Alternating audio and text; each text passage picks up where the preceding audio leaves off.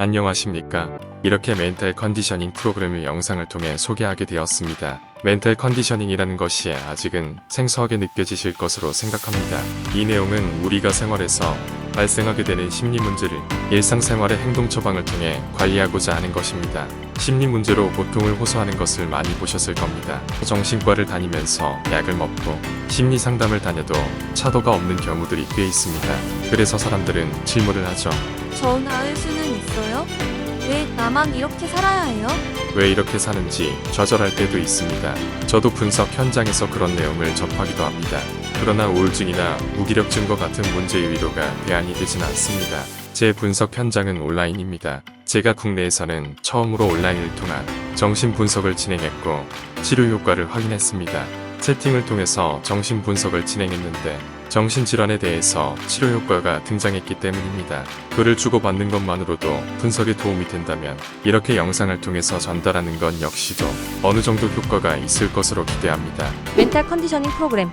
지금부터 여러분들과 함께 진행할 멘탈 컨디셔닝 프로그램은 제가 분석 과정에서 진행하던 현실 처방 내용들을 하나의 프로그램으로 만든 것입니다. 이론만을 이야기하는 것은 아닙니다. 이론이 아무리 좋아도 존재하는 것을 막을 수는 없습니다.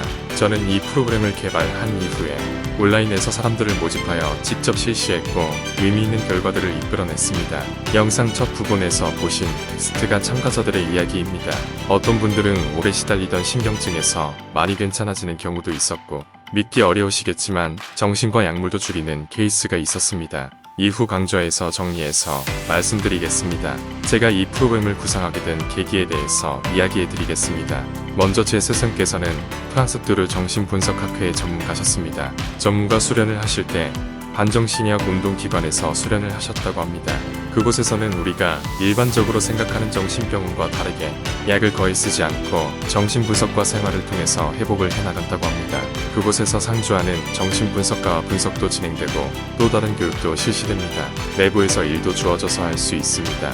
입수한 사람들끼리 대화도 나누면서 친목도 나눕니다. 그 과정에서 회복이 되어서 퇴소한다고 합니다. 흥미로운 내용이었습니다. 저도 실제로 정신병원에서 보호사로 근무했던 적이 있습니다. 정신분석은 책상이 아니라 현장에서 경험을 통해 얻어가는 것이 더 소중하기 때문입니다. 그렇게 입사한 정신병원에서 특징적인 현상들을 관찰했습니다. 입원 환자분들 중에서도 별 문제 없다고 생각되는 분들이 있습니다. 사회생활을 하는데 무리가 없어 보이는 경우입니다.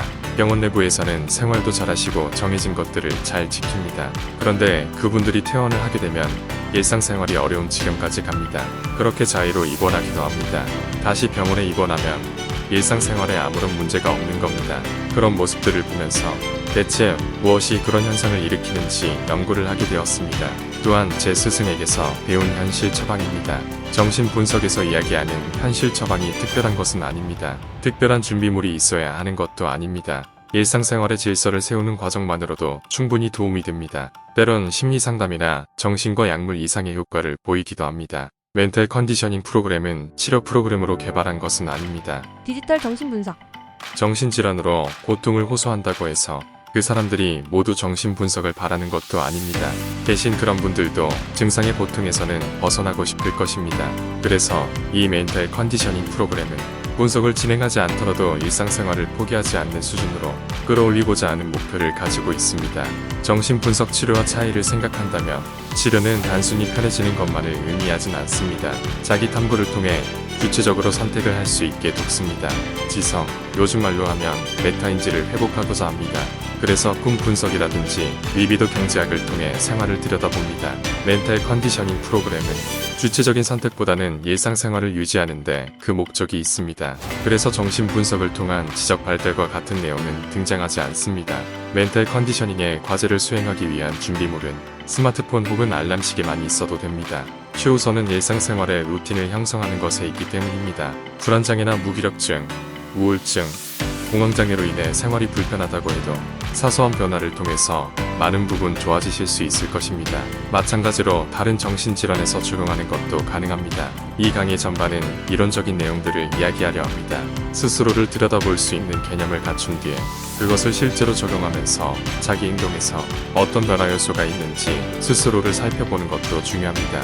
정신 분석도 애초에 분석가가 대신 분석해주는 것이 아닙니다. 본인 증상의 전문가는 자기 자신이기 때문에 기초적인 개념을 가지고 자기 행동을 살펴볼 수 있다면 유익한 효과가 나타날 것입니다. 그리고 본격적인 강의에서부터는 조금 더 노련한 목소리로 강의를 진행하겠습니다. 모든 공부의 기초는 경험 많은 사람의 이미지를 통하는 것이 가장 좋습니다. 이후 진행될 강의도 기초 개념에 해당하는 것이니 목소리가 달라져도 너무 놀라지 마시기 바랍니다. 그럼 강의 시간에 뵙도록 하겠습니다.